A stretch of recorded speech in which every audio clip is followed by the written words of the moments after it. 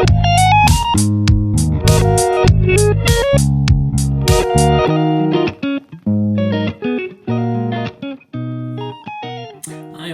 back to my film and TV show. Hope you're all staying safe and well. And yes, how about Bridget Jones? Just about Bridget Jones, Mad About the Boy, the latest one. 2 hours and 4 minutes. 15 certificate. Not overly sure why. Bit of bad language. Nothing else really. But the good news is it didn't actually feel like 2 hours as I watched this one. So that's got to be a good sign, hasn't it? So we're off to a flyer with this one.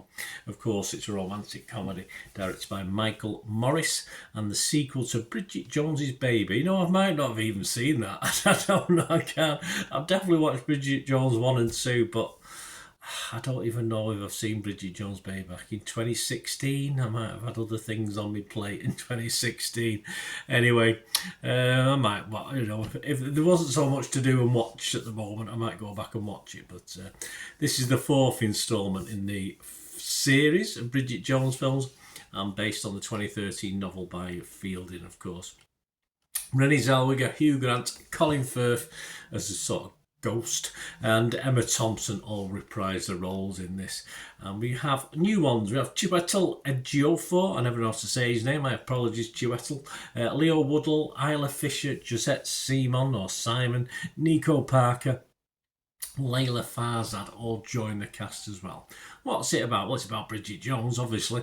Now a widowed single mother navigates the challenges of parenthood, work and modern dating with the support of her friends. Yes, we get Tinder and all the obvious things.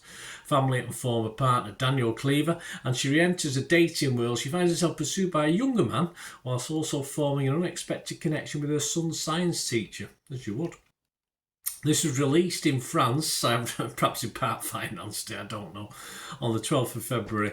In the United States on the streaming service Peacock, and in cinemas in the United Kingdom on the 13th of February, and internationally on the 14th. So happy Valentine's Day, which is now gone, because I'm reviewing this on the 24th of February, so a few days after.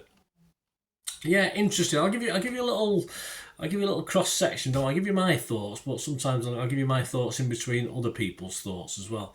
Acclaim for this isn't universal, but there's a lot of love out there for this. I'll tell you that now.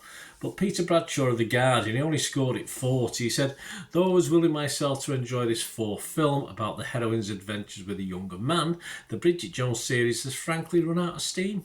Well, you have to have a fairly cold heart to draw this conclusion, I think. Perhaps the clue is in his opening sentence. He was willing. Oh, well, do us a favour, mate. You know what I mean? Just enjoy it for what it is.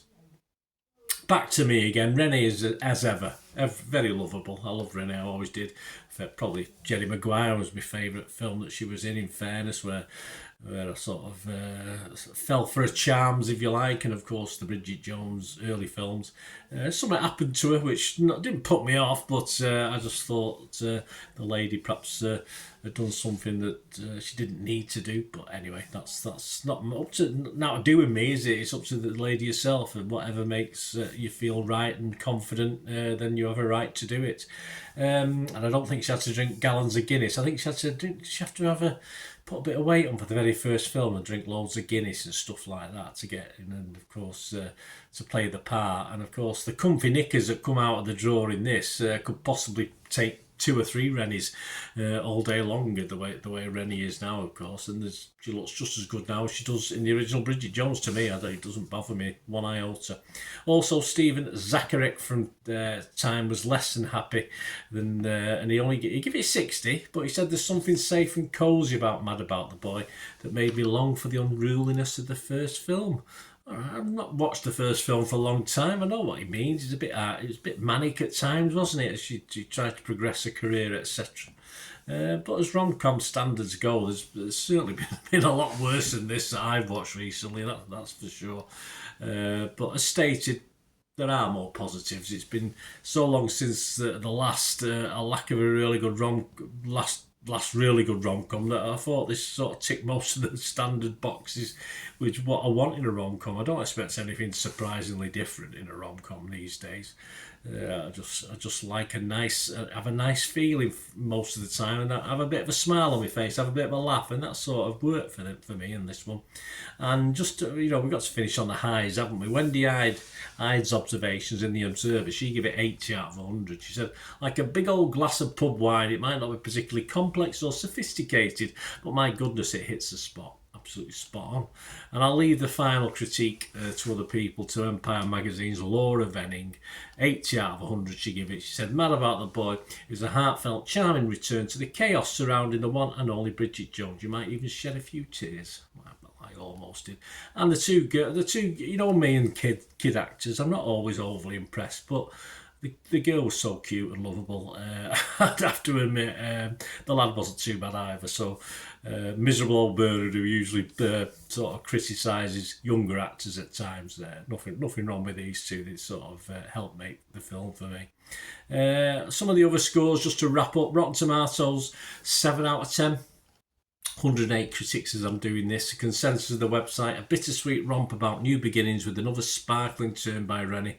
Mad About the Boy gracefully closes the book on Bridget Jones' Diary. Certainly does. Metacritic, 72 out of 100, based on 27 critics. 21 were positive, 6 were mixed, and no negative. So Rotten Tomato users, the Joe public, if you like, get 3.8 out of 5.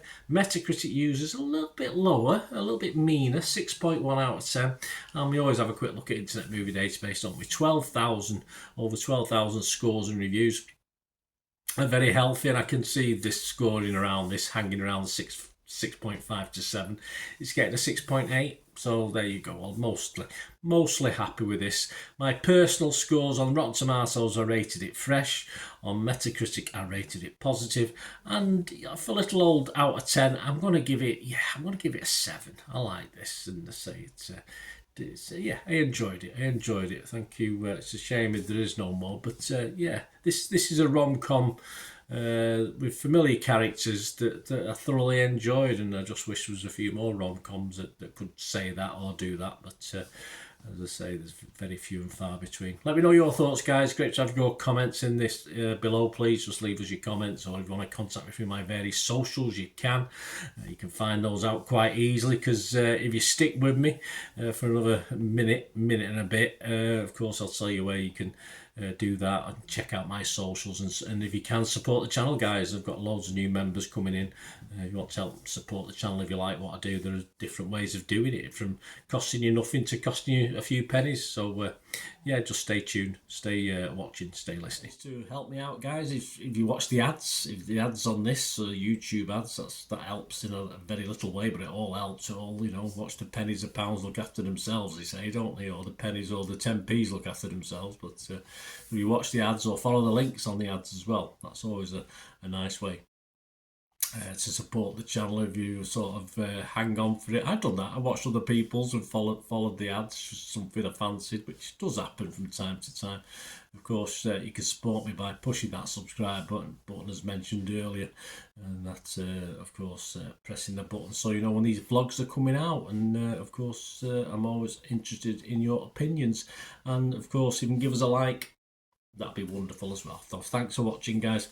Hopefully I'll join you very, very soon with something else. Until we meet again, I'll never ask one thing, don't I? Please stay safe, everyone. Bye for now.